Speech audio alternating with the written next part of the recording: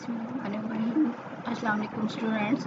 आज के लेक्चर में हम देखते हैं कि हम वेस्ट को जब हमने डिस्पोज ऑफ करना है तो उसके लिए हमें पहले उसकी कौन कौन सी ट्रीटमेंट करनी पड़ती है या किस तरह उसको प्रिपेयर करना पड़ता है, ठीक है, ताकि वो इस तरह डिस्पोज ऑफ हो कि हम हमारे इन्वायरमेंट को दोबारा से प्लूट ना कर सके, ठीक है। तो उसकी डिफरेंट तरह से ट्रीटमेंट की जाती है। मीन उसकी इमोबिलाइजेशन, स्टेबलाइजेशन, फिक्सेशन वगैरह की जाती है, या उसको सॉलिड में कन्वर्ट करके फिर उसको डिस्पोज ऑफ किया जाता है। तो किस तरह के प्रोसेस होते हैं कि हम जो है डिस्पोजल के से पहले जो है वेस्ट को किस तरह की ट्रीटमेंट करते हैं, किस तरह इसको प्रिपेयर करते हैं डिस्पोजल के लिए, ठीक है।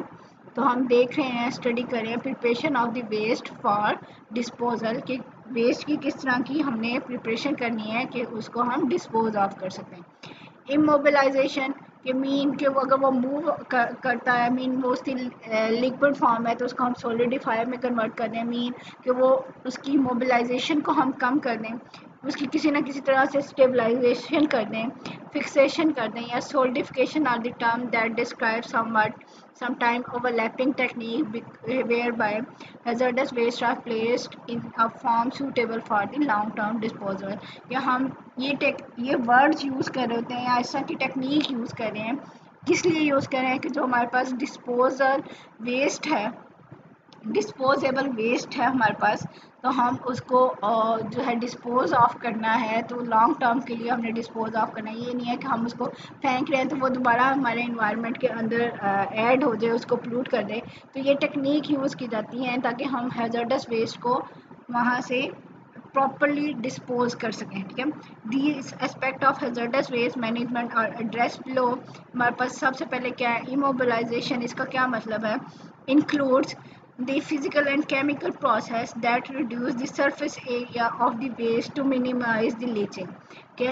हम लोग, आपको पता है किसी चीज़ का सरफेस एरिया ज़्यादा होता है तो उतना ही वो रिएक्टिव भी ज़्यादा होता है। तो हम क्या कह रहे हैं, उसका सरफेस एरिया जो है वो कम करते जा रहे हैं ताकि वो जो है उसकी लीचिंग जो है वो हम इसको कम कर सकते हैं। मीन उसका दूसरे सब्सटेंस के साथ रिएक्शन जो है वो कम होगा तो वो हमारे पास जो है वो उतना रिएक्टिव नहीं रहेगा।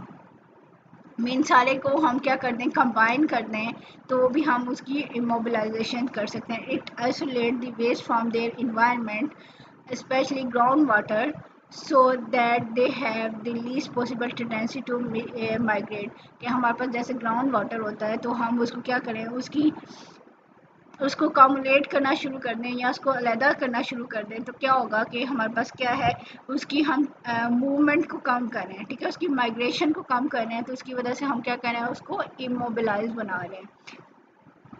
This is accomplished by physically isolating the waste को फिजिकली हम आइसोलेट कर दें, रिड्यूसिंग इस सोलेबिलिटी कि इसकी सोलेबिलिटी रिड्यूस कर दें, और डिक्रीजिंग इट्स सरफेस एरिया। तो हम क्या करें, उसकी मूवमेंट कम करें। तो जब भी मूवमेंट कम हो रही है तो उसको हम इमोबिलाइजेशन का प्रोसेस करेंगे। Immobilization usually improve by the handling and physical characteristics of waste, के हम यहाँ से इजीली फिर नेक्स्ट प्रोसेस करते हैं वेस्ट का, कि यहाँ पे हमारे क्या है कि फिजिकल कैरेक्टरिस्टिक्स इसके इम्प्रूव हो जाते हैं और जो है उसकी हैंडलिंग जो है वो इम्प्रूव हो जाती है।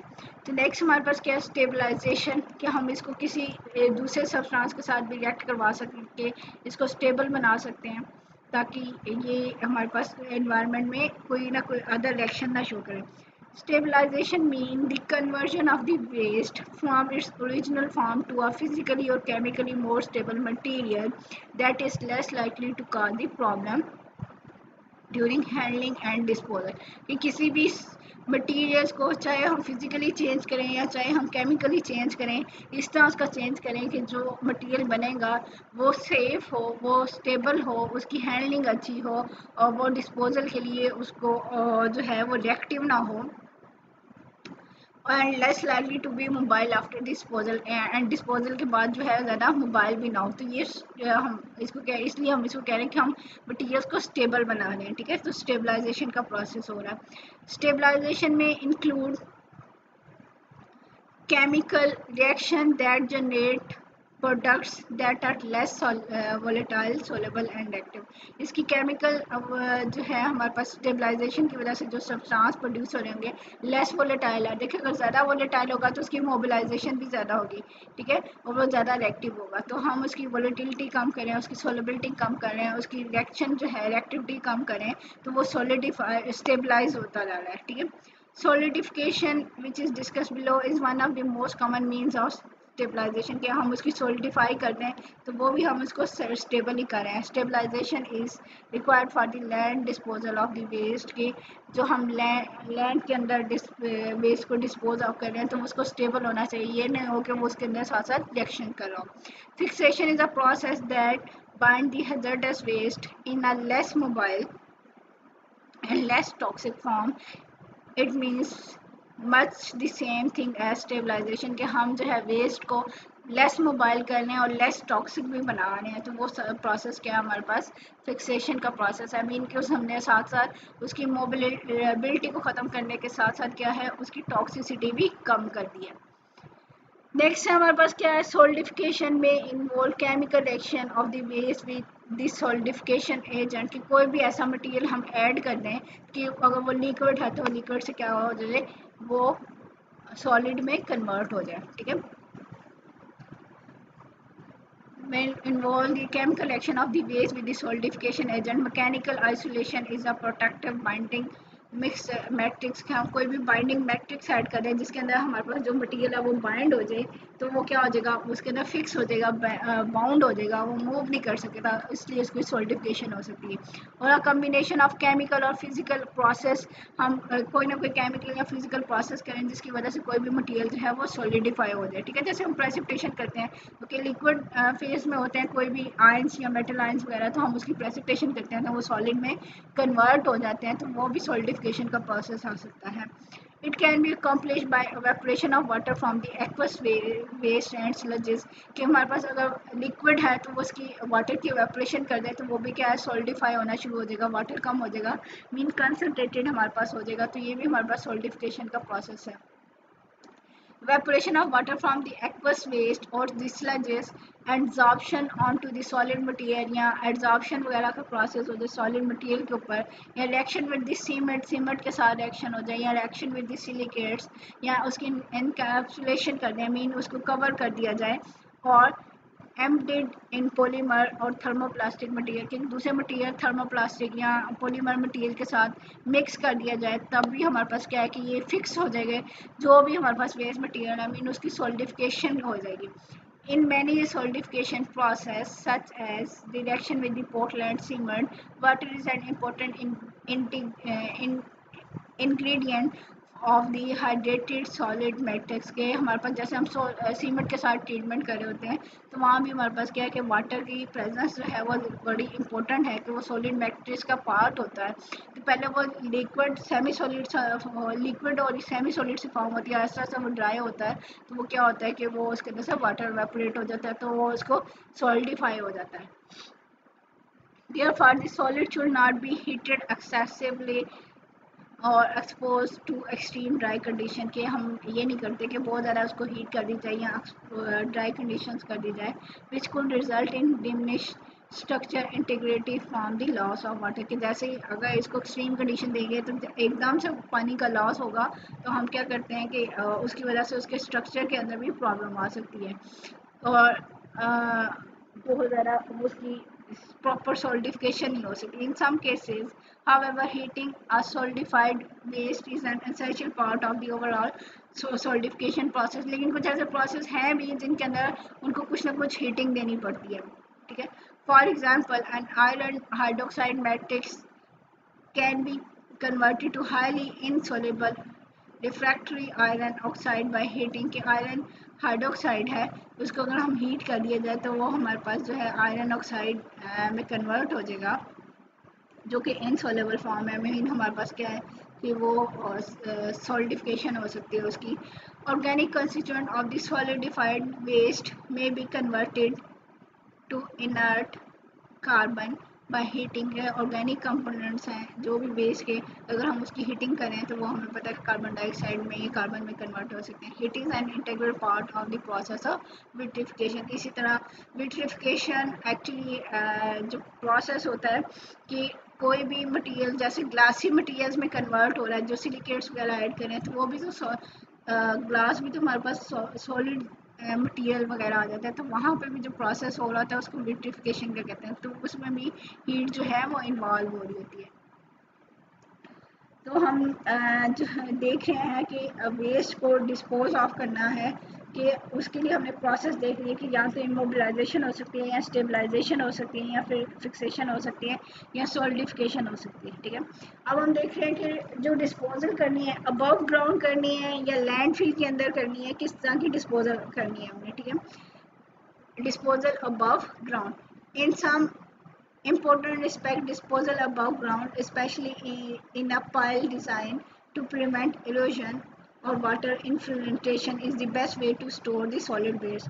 कि solid waste के लिए हम क्या करते हैं कि एक स्पेसिफिक एरिया होता है जिसके ऊपर हम उसके ढेर लगा देते हैं, कि ढेर लगा दिए मीन के वेस्ट को जो है एक स्पेसिफिक एरिया के ऊपर डंप कर देते हैं, जहाँ से हम उसके वाटर ये ना हो कि वहाँ से अगर बारिश हो रही है तो बारिश से उसका पानी लीक आउट हो रहा है या उसकी ओरिजिन कर रही है, तो उस चीज़ से हिसाब से बचा के हम क्या कर सकते हैं कि ग्राउंड के ऊपर यानी अर्थ के ऊपर या सॉइल के ऊपर हम एक स्पेसिफिक एरिया होता है हमारे पास ग्राउंड के ऊपर, तो हम वहाँ पे इसको डंप कर सकते हैं।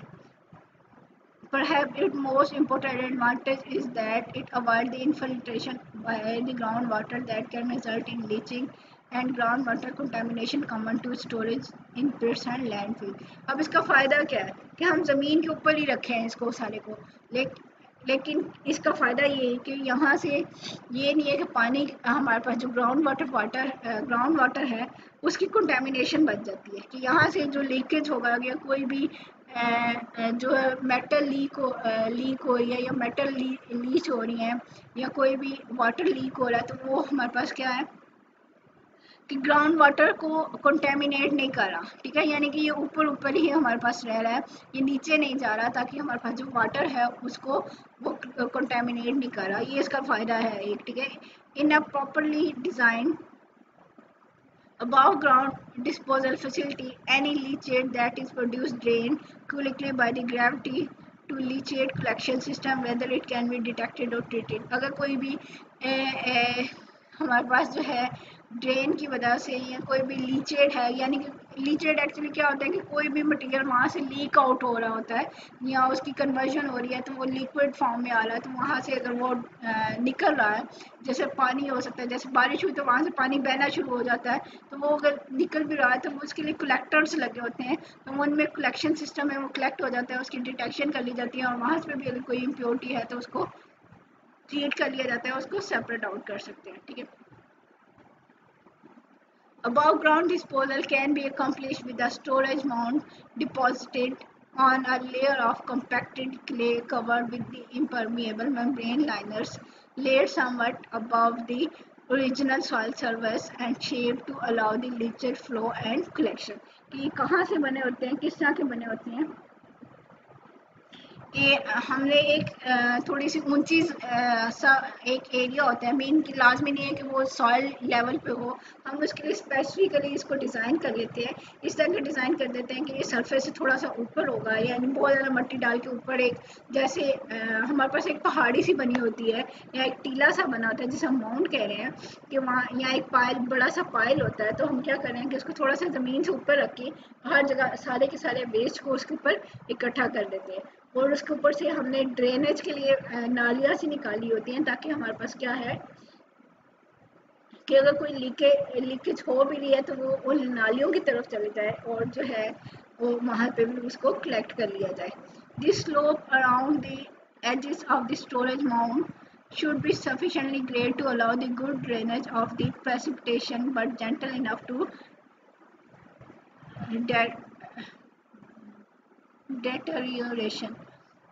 आई थिंक ये वर्ड थोड़ा सा मिसिंग है, लेकिन इसका मतलब हमारे पास क्या है कि इस वहाँ पे जो स्लोप है, मीन जो एंड है, उसके एजेस हैं, वो उनको थोड़ा सा स्लोपी बनाया जाता है, ताकि वहाँ पे कोई भी अगर लिक्विड मटेरियल आ भी रहा है तो नीचे अगर नाली है तो उसके अंदर वो कलेक्ट हो जाए, तो वहाँ से हमारे पास जो है उसको कलेक्ट करके उसको जो है चेक कर लिया जाए, उसको डिटेक्ट कर लिया जाए, फिर उसकी प्योरिफिकेशन वगैरह कर ली जाए। लेकिन ये अबव ग्राउंड का मतलब ये था कि हम थोड़ा सा ज़मीन से ऊपर कोई एक ऐसा एरिया बना लेते हैं, जैसे हम मट्टी भर लें, ठीक है, मट्टी से हम ज़मीन को ऊंचा कर लेते हैं, तो वहाँ पे उसके ऊपर एक मटीरियल लगा के भी ना, उसके ऊपर प्रॉपरली उसकी प्लेस बना के, और वहाँ पे सारे के सारा जो है वेस्ट को डंप कर लें, वेस्ट की डिपॉजिट कर लें, और वहाँ पे हम उसके ड्रेनेज वगैरह के लिए भी प्रॉपर जो है नालियाँ वगैरह, या कोई ना कोई ऐसा इशू होना चाहिए कि जो लीकेज है या वहाँ से उसको भी कलेक्ट करके उसकी भी ट्रीटमेंट हो सकती है। दूसरी हमारे पास क्या है कि हम लैंड फिल कर लें, ठीक है, लैंड फिल डिस्पोजल कर लें, कि कोई भी ज़मीन खोद ली या उसके अंदर उसको डंप कर लिया, ठीक है।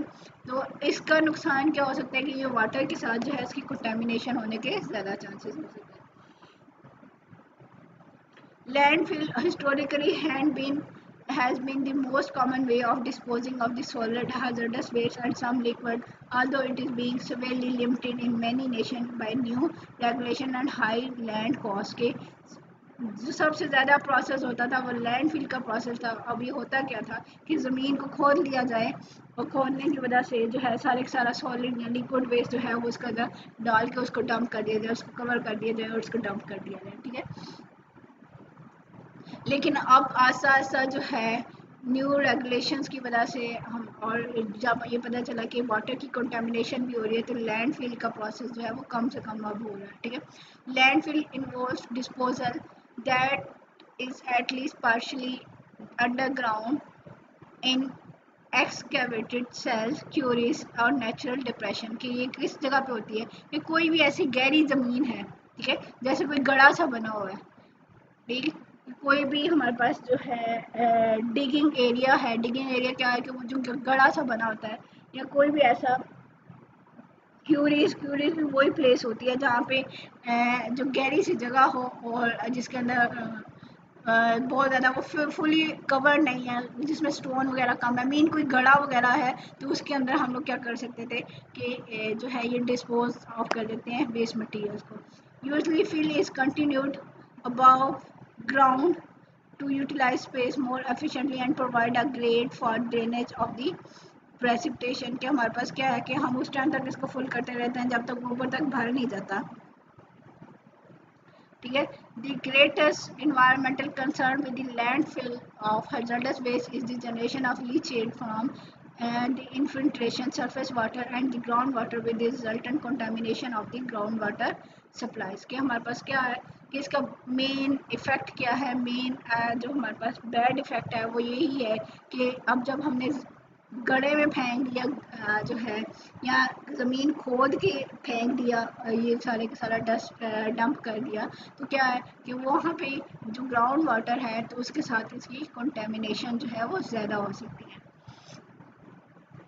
Modern hazardous waste landfill provide elaborate system to contain, collect and control such leachate के। यहाँ पे हमारे पास जो लीचेड आ रहा है, यानी कोई भी मटीरियल जो लीक आउट हो रहा है उसको उसको कंट्रोल किया जाता है, उसको कलेक्ट किया जाता है। पहले ऐसा सिस्टम नहीं होता था, वो सारे का सारा वाटर को कंटेमिनेट कर रहा था, लेकिन अब जो है उसको जो लीकेज वगैरह हो रही है उसको भी कलेक्ट किया जाता है। There are several component to a modern landfill, के अब जो मॉडर्न लैंडफिल बनाई जा रही हैं वो प्रॉपर लैंडफिल बनाई जाती हैं, उसमें डिफरेंट तरह के कलेक्शन सिस्टम भी हो सकते हैं।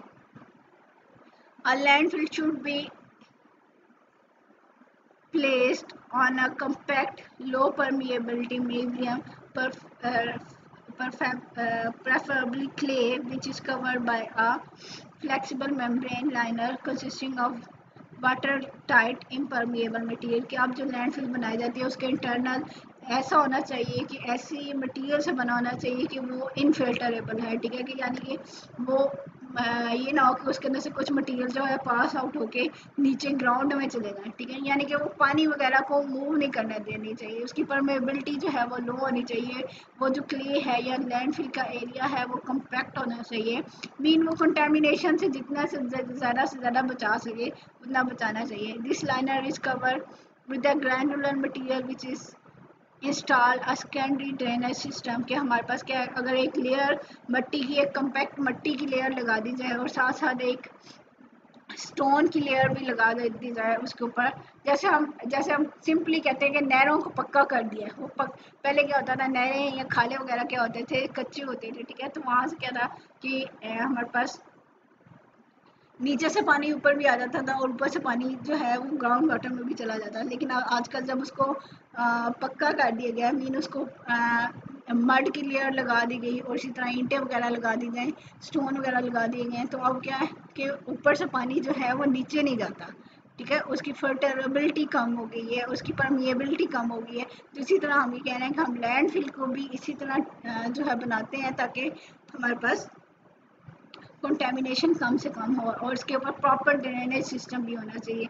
This drainage system is cover with a layer of granular fibre medium upon which the waste of place, कि यानी कि इसके अंदर 2-3 लेयर लगानी चाहिए ताकि हमारे पास जो है उसकी कंटेमिनेशन से बच सकें। और उसके बाद एंड पे हम क्या करते हैं, वेस्ट मटेरियल ऐड कर देते हैं।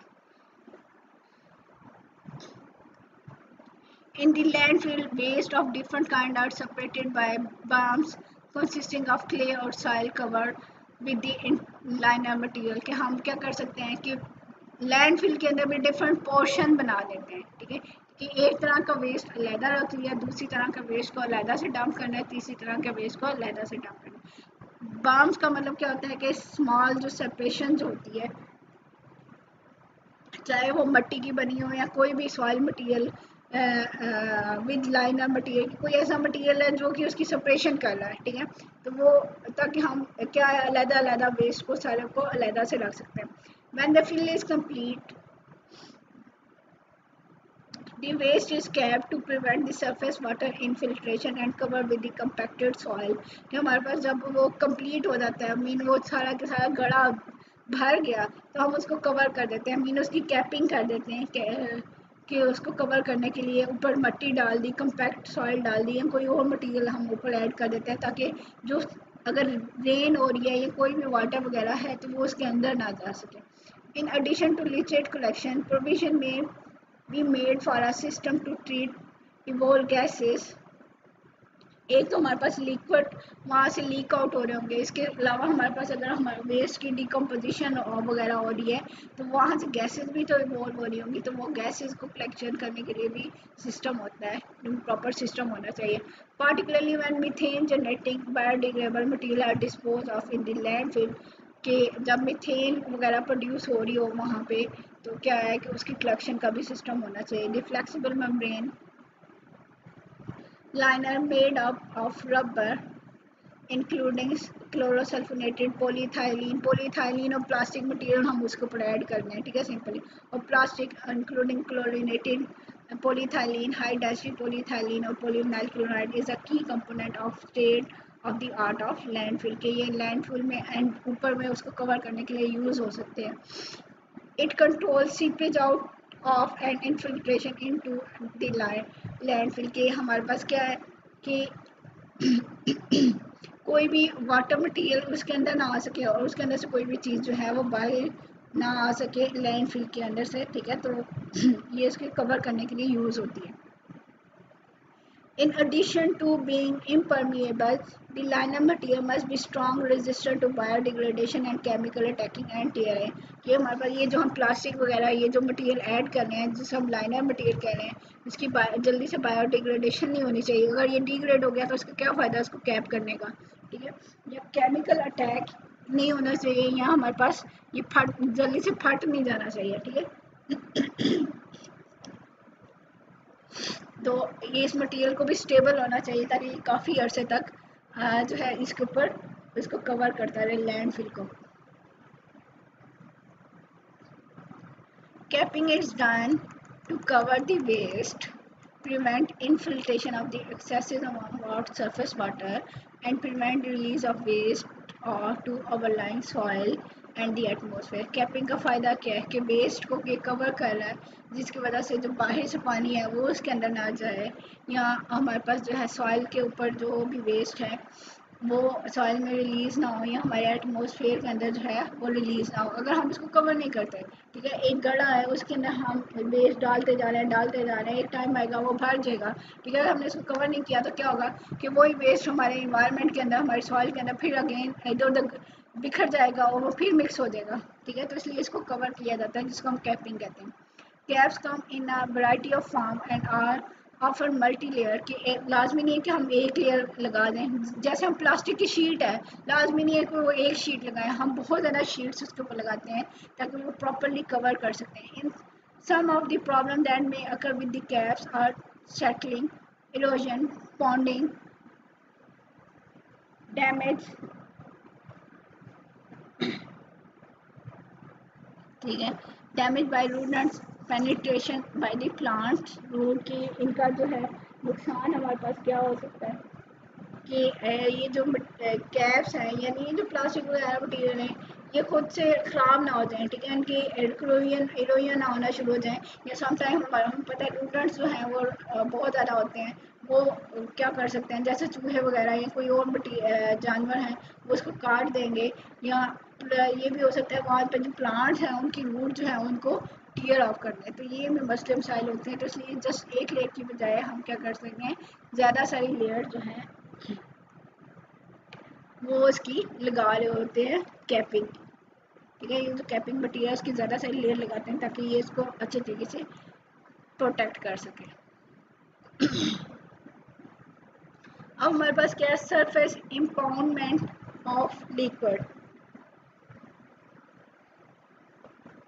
कि जो सरफेस में वाटर है इसको हमने कैसे कंट्रोल करना है, इसको कैसे काबू करना है, ठीक है। अब इसके लिए हम क्या कर सकते हैं deep well disposal of liquid, कि हमारे पास अगर लिक्विड वेस्ट है तो हम उसके लिए क्या करते हैं कि वेल बना लें, ठीक है, डीप वेल बना लें तो उसके अंदर लिक्विड को डिस्पोज ऑफ कर दें।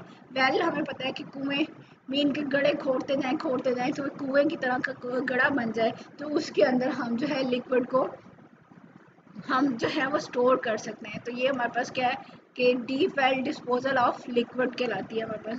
Deep well disposal of liquid consist of their injection under pressure to underground strata isolated by a impermeable rock strata from the aquifer। हम क्या करते हैं कि गड्ढे खोदते हैं तो उसके अंदर क्या कर रहे हैं या वेल बना के उसके अंदर ये लिक्विड को डंप कर देते हैं, लेकिन इस चीज़ का एहतियात करते हैं कि जो अंडरग्राउंड एक्वीफायर है, एक्वीफायर में क्या पता है कि वो वाटर के रिजर्वायर होते हैं, जो ग्राउंड वाटर है उसके रिजर्वायर है, जहाँ से हमें पता है कि यहाँ से ग्राउंड वाटर निकल रहा है, यहाँ से हमारे पास पानी जो है वो यूजेबल है, उस जगह पे नहीं करते, हम किसी ऐसे एरिया को सिलेक्ट करते हैं जहाँ पे हमारे पास ग्राउंड वाटर कम हो, ताकि वहाँ पे दोनों की मिक्सिंग का इफ़ेक्ट जो है वो कम हो, चांसेस जो है दोनों के कम हो, ताकि पानी जो है कंटेमिनेट ना हो। तो इसीलिए हम क्या कह रहे हैं कि जो रॉक मटेरियल है वो, जैसे हमने पीछे बात की कि हम क्या करते हैं कि डिफरेंट क्ले मटेरियल लगा देते हैं या स्टोन वगैरह लगा देते हैं, तो यहाँ पे भी है कि एक वेल सा बनाते हैं और उसके अंदर वाली जो लाइंस होती हैं वो उसके अंदर रॉकी मटेरियल वगैरह होते हैं,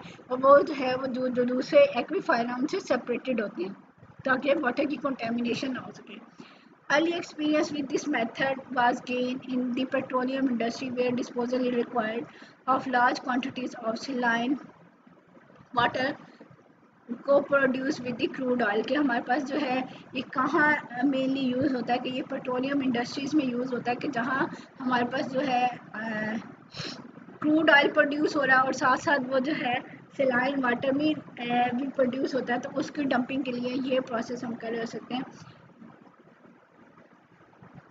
The method was later extended to the chemical industry for the disposal of brine, acid, heavy metal solution, organic liquid and the other liquids।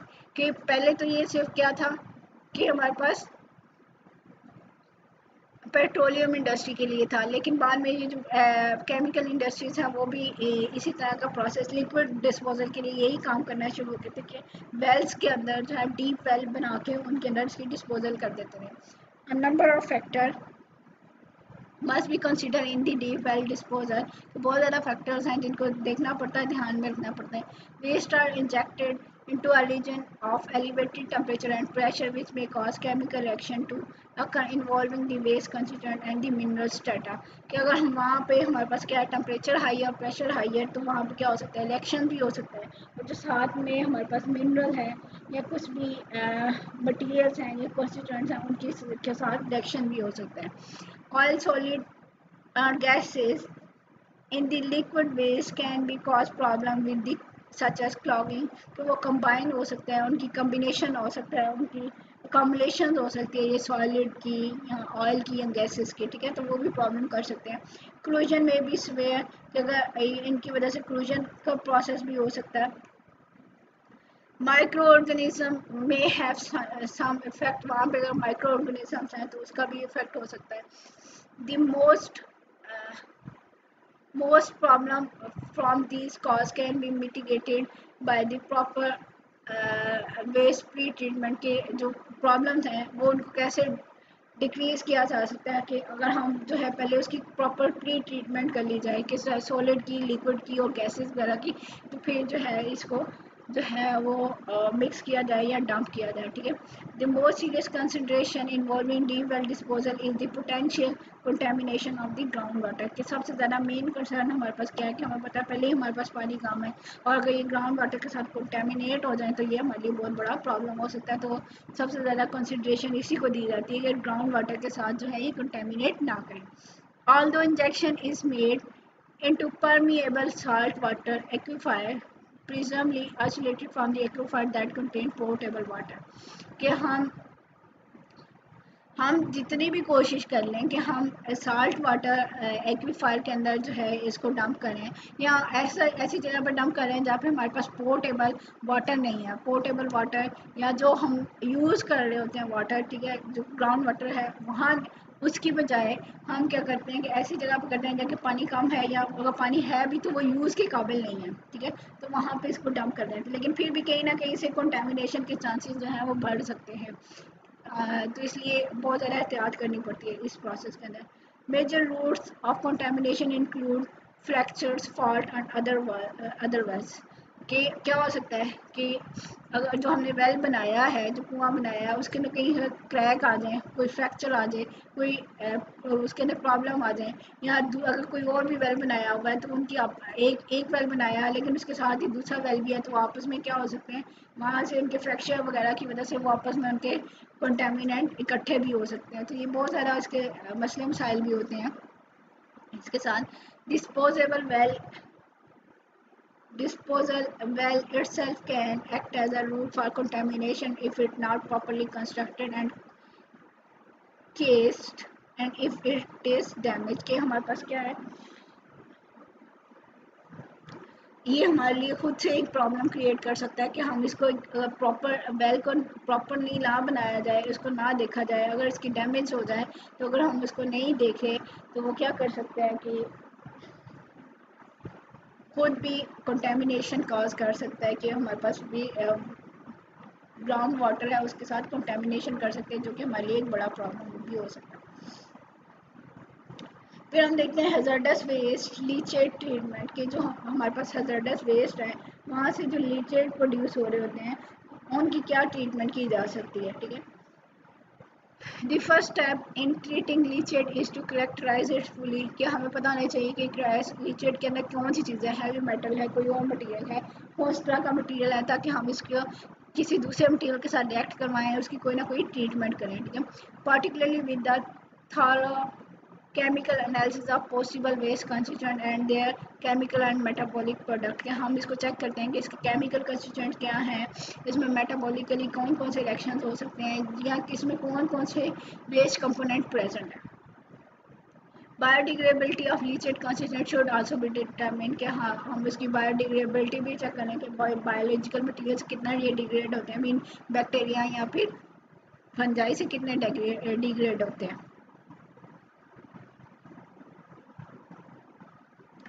The options available for the treatment of the hazardous waste leachate are generally those that can be used for industrial wastewater कि वही options हैं इसके लिए कि क्या हमने hazardous waste लीचेड को करना है। जैसे हम हजारडस वेस्ट वाटर के लिए सारे प्रोसेस कर सकते हैं तो हम इसको भी दोबारा चेक कर सकते हैं उसके लिहाज से। This include biological treatment by the activity sludge और रिलेटेड प्रोसेस के बायोलॉजिकल ट्रीटमेंट करें एक्टिविटी स्लज की या एब्जॉर्प्शन का प्रोसेस करें बाय द एक्टिवेटेड कार्बन और usually in a column of granulated activated carbon. कि हम क्या करते हैं कॉलम के अंदर कर रहे होते हैं कि एक्टिवेटेड कार्बन है उसको तो इसको जो है फ्लो करवाते हैं। तो फ्लो करवाने से क्या है कि जो भी वेस्ट मटेरियल है कार्बन के साथ अटैच हो जाएंगे। ठीक है, जैसे हमने कॉलम क्रोमेटोग्राफी देखा होगा उसी तरह ये हमारे पास एक्टिवेटेड जो है इसका ग्रैनुअल एक्टिवेटेड कार्बन का कॉलम बना होता है। Hazardous waste leaches can be treated by a variety of chemical process including acid base neutralization. जो हमने केमिकल सारे प्रोसेस देखी हैं वो सारे यहाँ पे हम इसके लिए ट्रीट कर सकते हैं, इसके लिए यूटिलाइज कर सकते हैं। कौन कौन से प्रोसेस थे वो? एसिड बेस न्यूट्रलाइजेशन आप लोगों ने पीछे पढ़ लिए हैं सारे। Acid base neutralization, precipitation, oxidation, reduction या को प्रेसिपिटेशन वगैरह सारे ये मेथड यूज किए जा सकते हैं। In some cases these treatment step must be precede biological treatment के। उसके साथ साथ क्या हम जो है बायोलॉजिकल ट्रीटमेंट भी कर रहे होते हैं such as leachate exhibiting extreme pH must be neutralized in order for microorganism to thrive in it. कि हम क्या कर रहे हैं कि पहले इसकी पीएच मेंटेन करेंगे कि अगर कोई बहुत ज़्यादा हाई पीएच है या लो पीएच है तो उसकी एसिड बेस न्यूट्रलाइजेशन का प्रोसेस करेंगे ताकि इस बाद में इसके अंदर जो है क्योंकि बैक्टीरिया वगैरह जो है ना वो नॉर्मली जो हमारे पास नॉर्मल पीएच होती है 7 होती है जो न्यूट्रल पीएच है उस पर ग्रो कर रहे हैं। तो अगर हमारे पास पीएच एक्सट्रीम पीएच है तो उसको भी हम जो है पहले कंट्रोल करेंगे और फिर जो है माइक्रो ऑर्गेनिज्म की ग्रोथ होगी वहाँ पे। साइनाइड इन द लीचेड में भी ऑक्सीडाइज विद क्लोरीन। पीछे हमने देखा था कि साइनाइड वगैरह है तो क्लोरीन से उसकी ऑक्सीडेशन कर सकते हैं। And organics with ozone hydrogen peroxide promoted with the ultraviolet radiation और dissolve oxygen at high temperature and pressure. कि हम ऑक्सीडेशन किससे कर सकते हैं? या क्लोरीन के साथ कर सकते हैं। अगर साइनाइड है तो क्लोरीन के साथ कर सकते हैं। ऑर्गेनिक्स मटेरियल है तो ओजोन ले सकते हैं, हाइड्रोजन पेरोक्साइड ले सकते हैं, या फिर हम डिजोल्व ऑक्सीजन वगैरह eight high temperature and pressure जो है इसकी कर्स के तो हम यहाँ पे क्या लीचेड वगैरह को ऑक्सीडाइज कर सकते हैं। हैवी मेटल में भी precipitated with the base carbonate और सल्फाइड। ये भी पीछे हम प्रोसेस देख चुके हैं। Leachate can be treated by a variety of physical process. के हमारे पास जो है फिजिकल प्रोसेस में भी ढेर सारे होते हैं उनको भी हम यूटिलाइज कर सकते हैं। In some cases, simple density separation and sedimentation can be used to remove water immiscible liquid and the solid। क्या हम जब वाटर के अंदर जो immiscible materials हैं चाहे वो लिक्विड है या सॉलिड है तो वो डेंसिटी की बेस पे सेपरेशन कर सकते हैं। मीन लिक्विड लिक्विड एक्सट्रैक्शन कर दें तो वहाँ पे भी क्या है कि एक मटेरियल जो है डेंसिटी की बेस पे दूसरे मटेरियल में चला जाएगा या उसकी अफिनिटी की बेस पे चला जाएगा या डेंसिटी की बेस पे अगर जो सॉलिड मटेरियल वो बैठ भी सकते हैं जिनको हम सेडिमेंटेशन कहते हैं। तो ये प्रोसेस भी हो सकता है। मीन हम सेपरेट आउट कर सकते हैं सॉलिड और लिक्विड को। Filtration is frequently required. जो सारे प्रोसेस हमने पीछे देखे हैं वो सारे के सारे हम लीचेड के लिए कर सकते हैं ताकि हम उस लीकेज को भी कंट्रोल कर सकें। ठीक है, या उसकी भी ट्रीटमेंट कर सकें। Filtration is frequently required and flotation में भी यूजफुल। फिल्ट्रेशन का मतलब आपको पता है कि फिल्टर कर लें या फ्लोटेशन का मतलब है कि झाग बना के ऊपर सरफेस पे ले आए तो उसको सेपरेट आउट कर लें। Leachate solute can be concentrated by the evaporation या उसकी इवेपोरेशन कर लें या डिस्टिलेशन कर लें और मेम्ब्रेन प्रोसेस में डायलिसिस वगैरह कर लें। इंक्लूड रिवर्स ऑस्मोसिस कर सकते हैं, हाइपर फिल्ट्रेशन और अल्ट्रा फिल्ट्रेशन। ये सारे के सारे प्रोसेस जो हैं आप लोगों ने पीछे पढ़ लिया और आप लोगों ने बड़े अच्छे तरीके से इनको याद भी करना है ताकि इनमें से कोई भी प्रोसेस अगर एग्जाम में आता है तो आप लोगों को पता होना चाहिए। ठीक है, organic constituent can be remove from the leachate by the solvent extraction, air stripping और steam stripping. In the case of volatile organic compound in leachate, care must be exercised to prevent excessive escape of the atmosphere, thus creating an air pollution problem as a result of the leakage problem। कि हमारे पास जो हमारे पास volatile organic component है उनको भी atmosphere में evaporate होने से बचाना चाहिए, ताकि हमारे पास ये एनवायरनमेंट को पोल्यूट ना कर सकें। ठीक है, तो ये तो थी हमारे पास कि अगर कोई लीचेंट है कि लैंडफिल से कहीं से भी कोई लीकेज आ रहा है तो वो उसको कैसे हम ट्रीटमेंट कर सकते हैं।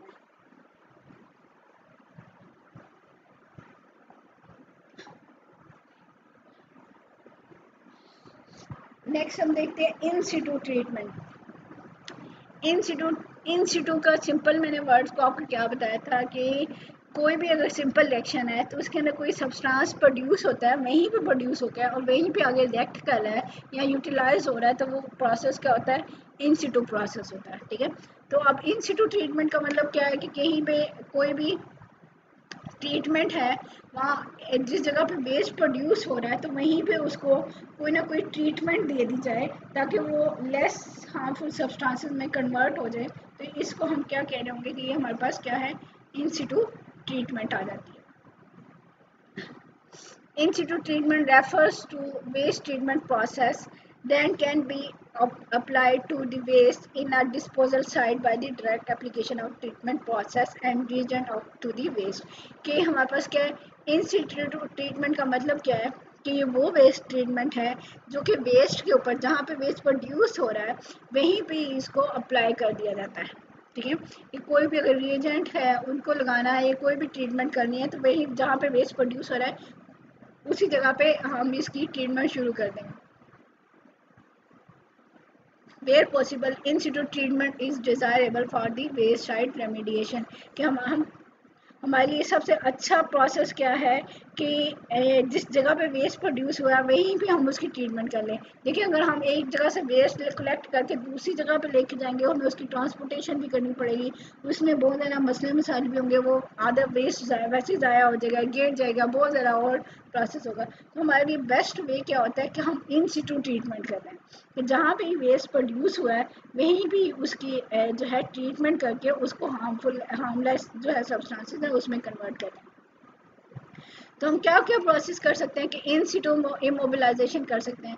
जैसे हमने सिंपल इमोबिलाइजेशन देखा, हमने इसको कह रहा है कि हम इन सिटू मोबिलाइजेशन कर रहे हैं कि उसकी मोबिलाइजेशन को कम करें, मूवमेंट को कम करें। ठीक है, जहाँ पे प्रोड्यूस हुआ वहीं पे उसको किसी भी चीज़ के साथ ट्रीट कर लें, तो हम क्या कर सकते हैं, इसको उसकी इमोबिलाइजेशन को रिड्यूस कर सकते हैं। तो ये तकरीबन सारे स्टेप आपने पढ़े हुए हैं पीछे के कौन कौन से मेथड्स को कैसे कर सकते हैं, ये किस तरह से ट्रीटमेंट को किया जा सकता है। लेकिन ज़रूरी क्या है, इन सिटू का वर्ड साथ आ रहा है तो उसका मतलब है कि जहाँ पे वेस्ट प्रोड्यूसर है वहीं पे उसकी कौन सी ट्रीटमेंट की जा सकती है। ठीक है, in situ immobilization is use to convert the waste to insoluble form that will not leach from the disposal site. कि हमारे पास क्या वेस्ट है उसको किसी इनसॉल्युबल फॉर्म में कन्वर्ट कर दें ताकि वो इनसॉल्युबल हो जाए, नीचे बैठ जाए, उसकी मोबिलाइजेशन जो है वो कम हो जाए, तो वो वहीं पे डिस्पोजल साइड के ऊपर जो है उसकी इमोबिलाइजेशन हो जाए। जैसे हमारे पास क्या है,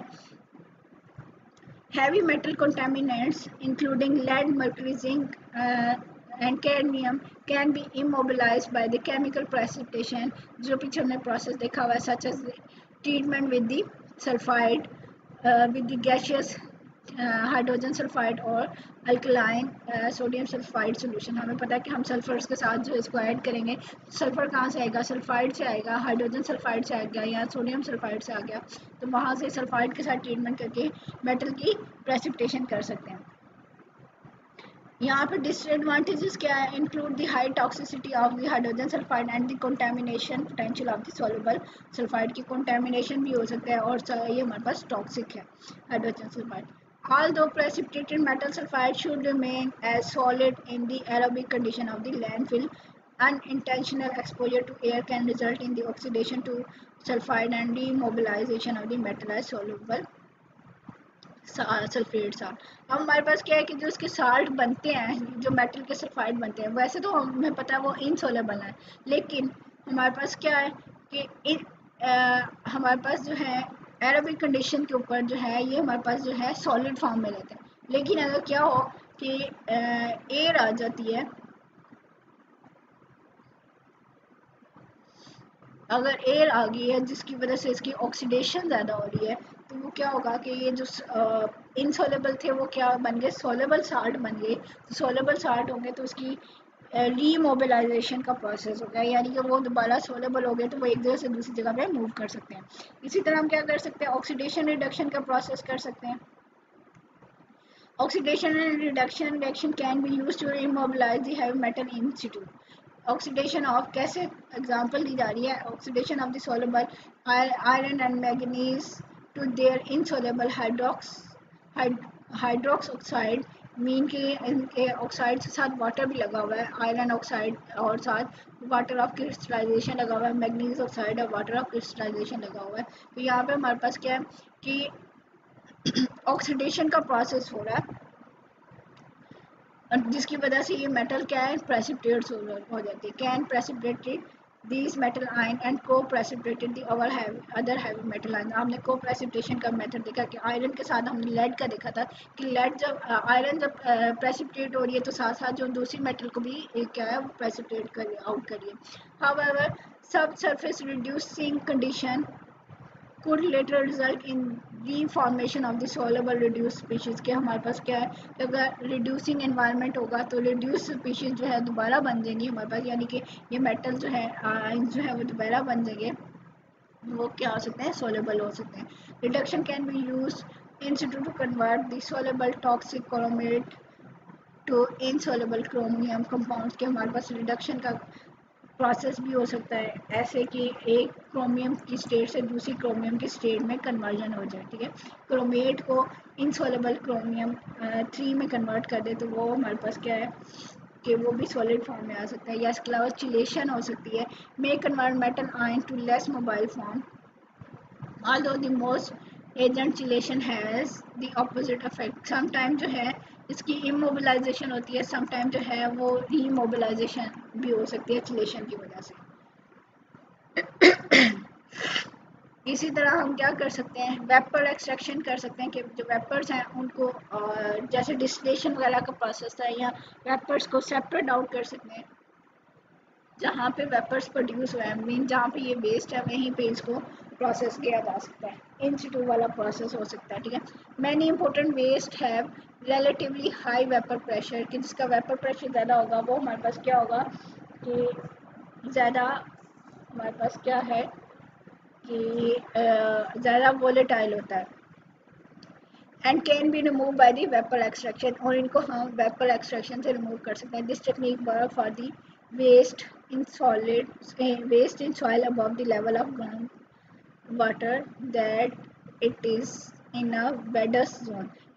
ये कहाँ वर्क कर सकती है कि ग्राउंड वाटर से ऊपर जो जो वेस्ट है सॉइल के अंदर वहाँ यूज़ हो सकते हैं। अब ये वेडस जोन क्या होता है कि ये शैलो सा जोन है।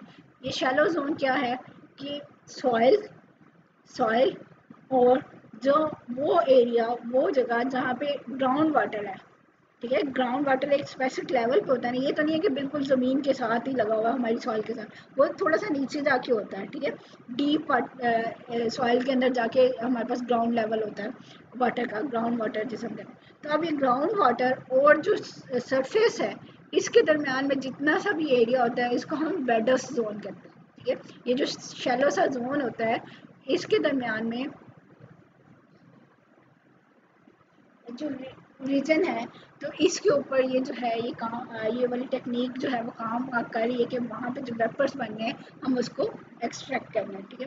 Simple in concept vapour extraction involve pumping air into the injection well in soil and withdrawing it along with the volatile components that is picked up through the extraction well। अब होता क्या है कि ये जो shallow सा zone है इसमें हम क्या करते हैं, एयर को पंप करते हैं, ठीक है। हाई प्रेशर पे जब एयर पंप की तो उसके वजह से जब प्रेशर कम होगा तो एयर ने क्या है दोबारा ऊपर ज़मीन पे आना है। तो जब एयर दोबारा ऊपर आएगी तो वो अपने साथ जो वोलेटाइल ऑर्गेनिक कंपोनेंट्स वगैरह होंगे उनको भी अपने साथ पिकअप करेगी और उनको भी साथ साथ अपने साथ रिमूव कर लेगी। तो इसकी वजह से ये जो वेपर्स जो हैं ये और वोलेटाइल ऑर्गेनिक कंपोनेंट्स हैं ये भी एयर के साथ साथ ऊपर आ जाते हैं और उनको कलेक्ट कर सकते हैं। These substances vaporized from the soil are removed by the activated carbon कि जब वो उनको कलेक्ट कर लिया है वो एक्टिवेटेड कार्बन के साथ भी उनकी एब्जॉर्प्शन वगैरह के प्रोसेस हो सकते हैं या उनको किसी भी तरह से रिमूव किया सकता है। In some cases air is pump through an engine के इंजन के थ्रू पंप की जाती है and is destroyed by the condition in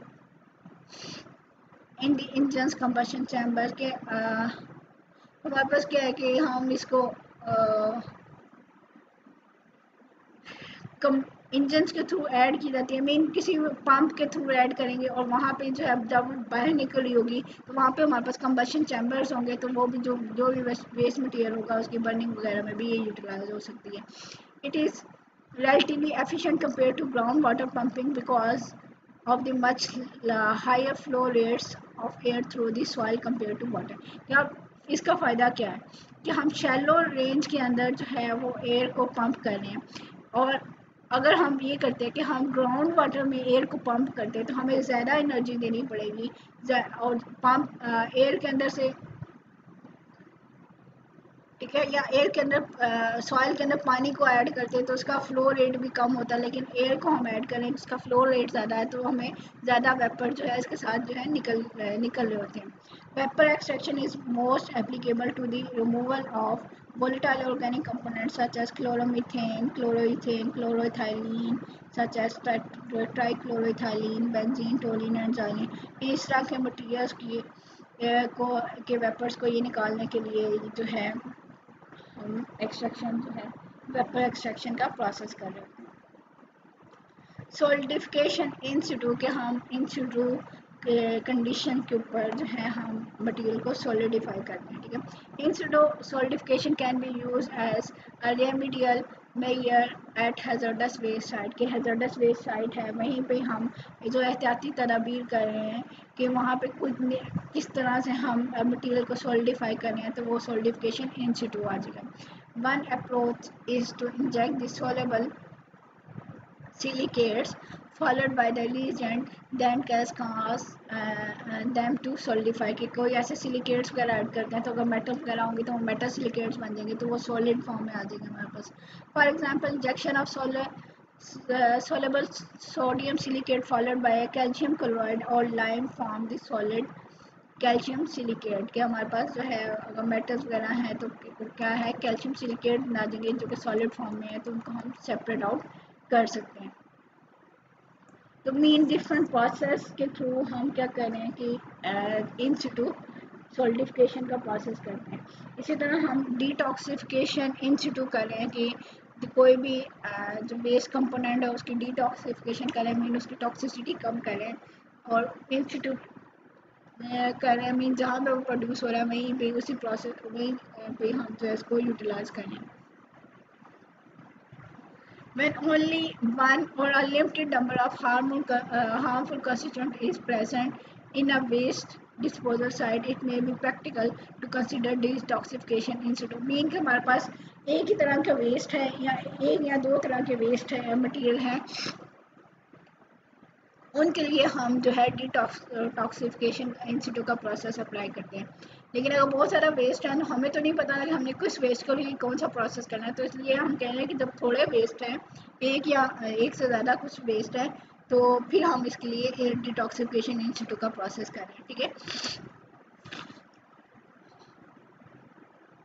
this approach is most practical for organic contaminant including pesticide जो कि हमारे पास ऑर्गेनोफॉस्फेट एस्टर्स और carbamates वगैरह होते हैं, अमाइड्स और एस्टर्स हैं, उनके लिए यूज़ किए जाते हैं।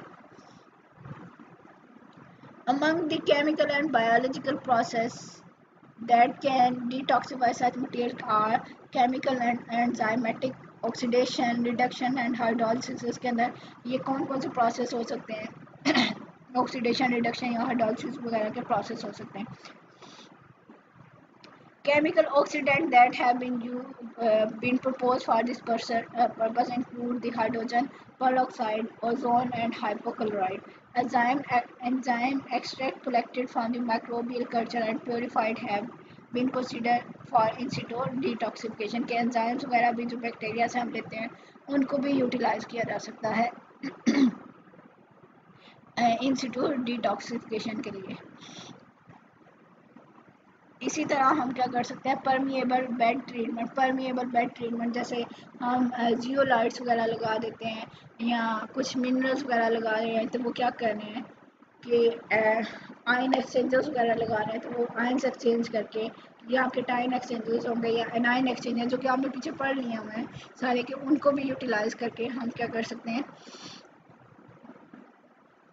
कि यहाँ पे जो है वेस्ट मटेरियल्स को जो है ट्रीट कर सकते हैं। ठीक है, तो हमारे पास परमिएबल बेड ट्रीटमेंट क्या हो सकती है, some ground waters plumes contaminated by the dissolved waste can be treated by a permeable bed of the material placed in a trench through which the groundwater must flow। ये हमारे पास क्या है, ये प्लूम्स क्या होते हैं कि डिफरेंट जो हमारे पास polluted वाटर है एक्वीफायर के अंदर, ठीक है, तो वो हमारे पास क्या है कि वो क्या आ जाते हैं, प्लूम्स हो जाते हैं। मीन के बहुत डिफरेंट तरह के हमारे पास जो है डिफरेंट वे से हमारे पास जो पोल्यूटेड वाटर आ रहा होता है, तो उसको हम क्या कहते हैं, ये प्लूम्स हैं। ठीक है, तो सम हमारे पास क्या है, ग्राउंड वाटर प्लूम्स हैं जिसके अंदर डिजॉल्व वेस्ट होती है, उनको इस तरह के परमिएबल बेड मटेरियल जो हैं उनके डिफरेंट चैनल्स लगाए जाते हैं वहाँ पे, कि ताकि हमारे पास क्या है कि वो जो ग्राउंड वाटर है उसको कंटेमिनेशन से बचाया जा सके। एक्चुअली होता क्या है कि एक ऐसा एरिया है जहाँ से ग्राउंड वाटर जो है वो फ्लो कर रहा है, ठीक है, पानी यहाँ से बह रहा होता है, तो उसके रास्ते के अंदर हम डिफरेंट चैनल्स लगा देते हैं। ये जो परमिएबल बेड की चैनल्स हैं या जो भी material I mean ion exchanger उसके रास्ते में लगा देते हैं, जिसकी वजह से क्या है कि अगर ग्राउंड वाटर था उसके अंदर कोई भी कंटेमिनेटेड वाटर आ गया हुआ है, तो वहाँ से कंटेमिनेशन जो है या इम्प्योरिटीज़ वगैरह है वो आयन एक्सचेंजर या किसी भी सब्सटेंस के ऊपर अटैच हो जाएंगी और वाटर जो है वो वहाँ से जो प्योर वाटर है वो आगे फ्लो करता रहेगा। ठीक है, तो इस तरह की प्रोसेस है। एक्चुअली हमारे पास क्या है कि ग्राउंड वाटर को के अंदर कोई भी हमारे पास कंटेमिनेशन है तो उसको रिमूव करने के लिए ये प्रोसेस जो है यूज़ किया जाता है। तो इसमें ये जो परमिएबल बेड मटेरियल है ये कौन कौन से हो सकते हैं, ये हम देख लेते हैं। Limestone in a permeable bed neutralize acid and precipitate some heavy metal hydroxide और carbonate। कि हम लाइमस्टोन को यूज़ कर सकते हैं जो कि एसिड्स को न्यूट्रलाइज करने के लिए यूज़ हो सकता है, और हैवी मेटल्स के हाइड्रोक्साइड और कार्बोनेट्स वगैरह के लिए भी के तौर पे भी ये जो है वो प्रेसिपिटेट्स आउट हो जाता है, मीन वहाँ से सेपरेट आउट हो सकते हैं। Synthetic ion exchangers resin can be use in a permeable bed to retain heavy metals and even some anionic species, although competition with the ionic species present naturally in the groundwater can cause some problem with their use। के हमने पता कि ion exchangers हो सकते हैं। Ion exchanger हमने कहा था केटाइनिक एक्सचेंजर्स भी होते हैं, एनाइनिक स्पीशीज भी एनाइनिक एक्सचेंजर्स भी होते हैं। तो डिपेंड करता है कि कौन से आयन की कितनी अफिनिटी है आयन एक्सचेंजर्स के साथ, तो वो उसके साथ अटैच हो जाएगा। लेकिन हमें पता है कि आयन जो है वो वाटर के अंदर भी प्रेजेंट होते हैं, तो वो वहाँ पे भी प्रॉब्लम भी हो सकती है कि जो यूज़फुल आयन्स है ये ना हो कि आयन एक्सचेंजेस की वजह से वो भी रिमूव हो जाए। ठीक है, तो ये इसके लिए प्रॉब्लम भी हो सकती है। और उसके अलावा और क्या यूज़ कर सकते हैं, activated carbon in a permeable bed will remove some organic. Activated carbon जो है वो ऑर्गेनिक मटीरियल्स की रिमूवल के लिए यूज़ हो सकती है, specially less soluble high molecular mass organic compound जो हैं अगर वो प्रेजेंट हो तो उनकी रिमूवल के लिए ये यूज़ होती है। इसी तरह हमारे पास क्या है, permeable bed treatment requires relatively large quantity of reagent. अब इसके लिए अब देखिए किसी जगह से पानी फ्लो कर रहा है कि ग्राउंड वाटर फ्लो कर रहा है, तो वहाँ पे उसके ऊपर से इम्प्योरिटीज़ वगैरह को रिमूव करने के लिए क्या है, हमें ज़्यादा अमाउंट ऑफ ये आयन एक्सचेंज रेजेंट्स और ये एक्टिवेटेड कार्बन वगैरह ये सारी चीज़ों की ये जो रिएजेंट्स हैं इनकी सबकी ज़्यादा अमाउंट चाहिए। ठीक है, which argues against the use of activated carbon and ion exchanges uses। तो रेजेंस के इसकी वजह से हमें क्या है कि ये हमारे लिए कोई अच्छी बात नहीं है कि हम एक्टिवेटेड कार्बन या आयन एक्सचेंज की बहुत ज़्यादा अमाउंट जो है इसके लिए यूटिलाइज करें। In such an application, it is unlikely that either of these materials could be reclaimed and regenerated as is done when they are use in columns of water treat waste water. अब इस तरह की अगर treatment करनी है, इस तरह की एप्लीकेशन करनी है, तो हम क्या करते हैं, इनके डिफरेंट कॉलम्स लगाते हैं, ठीक है। अब उन्हीं कॉलम्स को क्या करते हैं, ये बार बार जो है रिसाइकल्स कर लेते हैं, ताकि फिर हम जो है हमें ज़्यादा अमाउंट ना यूज़ करनी पड़े, ठीक है। एक दफ़ा उन्होंने कोई भी सब्सटेंस अटैच कर लिया, हम इसको रिमूव करते हैं, फिर उसके ऊपर से वो सब्सटेंस जो है वो अलहदा से कर लेते हैं, उसको सेपरेट आउट कर देना, और फिर इन फिल्टर्स को दोबारा यूज़ कर लेते हैं, या फिर हम ये जो हमारे पास जो है एक्टिवेटेड कार्बन है या रेजेंस वगैरह, इनको रीजनरेट कर लिए या रीयूज़ कर लेते हैं, ठीक है, ताकि हमें हर दफ़ा नया जो है वो लगाना ना पड़े कि इसके लिए। Furthermore, ions taken by the ion exchangers and organic species retained by the activated carbon may be released at a later time, causing subsequent problem, कि हमारे पास ये भी एक प्रॉब्लम है कि जो आयन एक्सचेंजर्स के आयंस को एक्सचेंज किया था वो भी प्रॉब्लम कर सकते हैं, और इसी तरह हमारे पास जो एक्टिवेटेड कार्बन है उसके ऊपर जो ऑर्गेनिक स्पीशीज लगी हुई हैं, अगर वो रिलीज़ हो जाती हैं तो उनका अलहदा से एक और मसला बन जाएगा, ठीक है। Finally a permeable bed that has been truly effective in collecting the waste material may itself be considered as hazardous waste requiring special treatment and the disposal, कि हम इसको यूज़ तो कर रहे हैं, लेकिन इसकी अपनी एक डिस्पोजल हो सकती है, या इसके लिए स्पेशल हमें ट्रीटमेंट करनी पड़ेगी कि ये हैज़र्डस वेस्ट ना बन जाए हमारे लिए,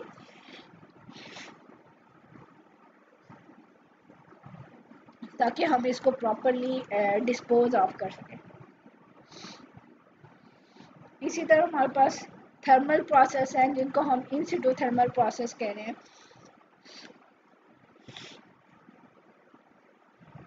कौन कौन से थर्मल प्रोसेस हमने जैसे इंसिनरेशन का प्रोसेस देखा था, या हाई टेम्परेचर के ऊपर प्रोसेस है, तो वो प्रोसेस यहाँ पे भी कर सकते हैं, या अदर जो है प्रोसेस हैं वो उनको देख सकते हैं हम यहाँ पे।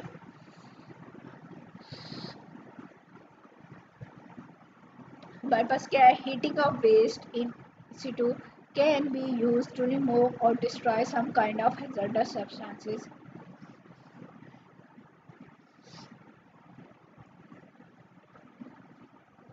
कि हमारे पास जो hazardous substances हैं उनको अगर हम हीट कर दिया जाए तो हम उनको भी डिस्ट्रॉय कर सकते हैं। स्टीम इंजेक्शन और रेडियो फ्रिक्वेंसी और microwave heating can be propose by this process, कि हम यहाँ से माइक्रोवेव हीटिंग कर सकते हैं या रेडियो वेव हीटिंग कर सकते हैं, या स्टीम इंजेक्ट करके इसको हीट कर दिया जाए, तो हम क्या कर सकते हैं कि थर्मल प्रोसेस करते हैं और यहाँ से रिमूव कर सकते हैं वेस्ट मटीरियल्स को। Volatile waste brought to the surface by heating can be collected and held as a condensed liquid or by the activated carbon। क्या हमारे पास जो volatile components हैं उनको collect कर लिया जाता है, उनको condense कर लिया जाता है, या activated carbon के थ्रू उसकी absorption करवाई जाती है। One approach to immobilizing waste in situ is high temperature vitrification using electrical heating, कि ये हाई टेम्परेचर पे विट्रिफिकेशन कर दी जाए, मीन के इलेक्ट्रिकल हीटिंग दी जाए, तो वहाँ पे भी क्या है कि सेमी सॉलिड और सॉलिडिफाइड मटेरियल बन जाए हाई टेम्परेचर के ऊपर, ठीक है। This process involves pouring conducting graphite on the surface between two electrodes and passing an electric current between the electrode, के दो conducting electrodes होते हैं, जैसे हमारे पास एक सेल के ऊपर, जिसके ऊपर हम क्या कर रहे हैं, ग्रेफाइट को ऐड कर रहे हैं, और जब इलेक्ट्रिक करंट पास हो तो यहाँ पे हम क्या कर रहे हैं कि इलेक्ट्रिकली हीटिंग प्रोवाइड करें। In principle graphite become very hot and melt into the soil, leaving glassy slag in your spot, के हम वहाँ पे क्या है कि मेल्ट हो जाएगी, तो सॉइल के ऊपर क्या है ग्लासी सम मटीरियल बनना शुरू हो जाएगा, ठीक है। Volatile species evolve are collected and if the operation is successful a non leachable slag is left in place, के ऐसा सॉलिडिफाइड मटीरियल बनेगा कि वो जो लीचेबल नहीं होगा, ठीक है, यानी कि वो सॉलिड मटीरियल आ जाएगा। It is easy to imagine the problem that may occur including difficulty in getting a uniform melt, हमें यूनिफॉर्म मेल्टिंग चाहिए, यूनिफॉर्म हीटिंग चाहिए, उसका प्रॉब्लम आ सकता है।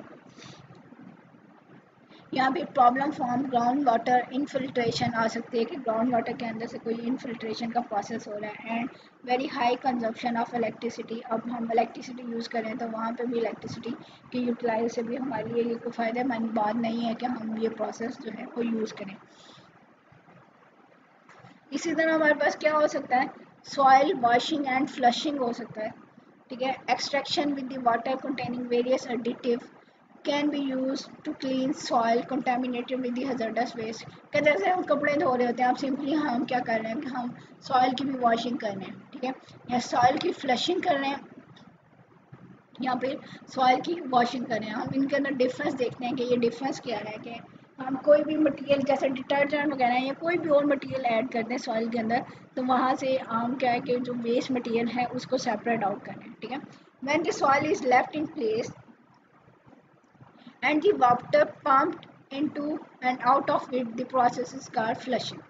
कि सॉइल अपनी जगह पे है, हमने क्या किया, जस्ट पानी ऐड किया और पानी वहाँ से रिमूव हो रहा है और साथ साथ जो वेस्ट मटेरियल है उसको रिमूव करें, तो ये प्रोसेस क्या है, flushing. When soil is removed और contracted with the liquid, the process is called the washing. Washing का मतलब क्या है कि जो सॉइल है वो भी मूव हो रही है, ठीक है। फ्लशिंग में सॉइल वहीं पे रह रही है, जस्ट वाटर मूव कर रहा है। अब वॉशिंग में ये है कि पानी के साथ साथ जो है वो सॉइल की भी मूव आउट हो रही है, ठीक है। तो इन दोनों में जैसे ये डिफरेंस है। Hair washing is use as a term applied to both the process. Mostly हम वॉशिंग का वर्ड यूज कर रहे होते हैं दोनों के लिए। The composition of the fluid used for soil washing depend upon the contaminant to be remove, कि किस तरह के कंटेमिनेंट्स हैं उनको रिमूव करना है। तो वो सारे के सारे उसके लिए फिर हम देखेंगे कि हमने कौन से जो है फ्लूइड यूज़ कर रहे हैं या कौन से डिटर्जेंट या कोई भी जो मटेरियल हम यूज़ कर रहे हैं वो कौन सा यूज़ करना है, ठीक है। द वॉशिंग मीडियम में कंसिस्ट ऑफ प्योर वाटर, ये सिंपल प्योर वाटर भी हो सकता है, और इट में कंटेन एसिड, ठीक है, टू लीच आउट मेटल और न्यूट्रलाइज अल्कलाइन सॉइल कंटामिनेंट, ठीक है। अब हम बताएं अगर अल्कलाइन सॉइल है तो उसके अंदर कंटामिनेंट्स हैं तो उनको रिमूव करने के लिए हमें एसिड चाहिए होगा, ठीक है। या अगर बेस यूज़ करें तो इसका मतलब है कि हमारे पास जो है कंटामिनेंट्स हैं वो क्या है, एसिडिक है, ठीक है। यहाँ क्या हो सकते हैं, चिलेटिंग एजेंट हो सकते हैं जो कि हैवी मेटल्स को रिमूव करने के लिए यूज़ होते हैं, या सर्फेक्टेंट्स हो सकते हैं to enhance the removal of organic contaminants from the soil and impure the impurity of water to emulsify insoluble organic species। के हमारे पास सर्फेक्टेंट्स हो सकते हैं, एक तो वो इमल्सिफिकेशन में हेल्प कर रहे हैं और साथ साथ जो ऑर्गेनिक कंपोनेंट्स हैं उनकी रिमूवल में भी हेल्प कर रहे हैं। और रिड्यूसिंग एजेंट्स हो सकते हैं to reduce the oxidize species, के ऑक्सीडाइज स्पीशीज़ की रिडक्शन करें और साथ साथ वो सॉइल से रिमूव हो जाएं, ठीक है। सॉइल कंटेमिनेंट में डिजोल्व फॉर्म इमल्शन और रिएक्ट केमिकली, ये डिजोल्व फॉर्म में भी हो सकते हैं या कोई इमल्जन बना सकते हैं, ये केमिकली रिएक्ट करके हमारे पास जो है वसाइल की वॉशिंग या फ्लशिंग कर सकते हैं। Heavy metals are lighter aromatic hydrocarbons such as toluene, xylene, lighter organohalides such as trichloro or tetrachloroethylene, and light to medium molar mass aldehyde ketone can be removed from the soil by washing। के इस process से हम जो है remove कर सकते हैं different materials को, जो कि सॉइल वॉशिंग या फिर सॉइल फ्लशिंग का प्रोसेस है। तो ये तो थे हमने ट्रीटमेंट के डिफरेंट मेथड देख लिए, हमने फिजिकल मेथड देखे, हमने केमिकल मेथड देखे, हमने थर्मल ट्रीटमेंट देखी, हमने बायोलॉजिकल ट्रीटमेंट देख ली, और हमने जो है वेस्ट वाटर की डिस्पोजल के मेथड देख लिए। या इसके साथ साथ हमने क्या देखा कि हम इंस्टीट्यूट ट्रीटमेंट में क्या कर रहे होते हैं, तो वहाँ पे भी इमोबिलाइजेशन या सोल्डिफिकेशन का प्रोसेस है या सॉइल की वॉशिंग वगैरह का प्रोसेस है, ताकि हम जो है कंटेमिनेंट्स को रिमूव करें। इससे पहले वाले चैप्टर में हमने वाटर की ट्रीटमेंट देख ली, हमने जो है सॉइल की प्लूटेंट की ट्रीटमेंट देख ली, हमने एयर में जो ट्रीटमेंट है वो देख ली। यहाँ पर हमने जनरल जो है हमारे पास वेस्ट है, इंडस्ट्रियल वेस्ट जो आ रहा होता है उसकी ट्रीटमेंट के भी डिफरेंट मेथड्स जो हैं वो देख लिए कि हम किस तरह से हम ये जो है वेस्ट है उसको रिमूव कर सकते हैं, कोई भी फिजिकल मेथड, केमिकल मेथड या कोई भी मेथड अप्लाई करके, ठीक है। तो ये तो था हमारे पास कि किस तरह हम इंडस्ट्रियल इकोलॉजी को देख रहे होते हैं कि उसके अंदर कौन कौन से प्रोसेस हो सकते हैं। इसी तरह हम वेस्ट कैसे मिनिमाइज़ कर सकते हैं, हम उसको कैसे रिसाइकल कर सकते हैं या उसकी कैसे ट्रीटमेंट कर सकते हैं।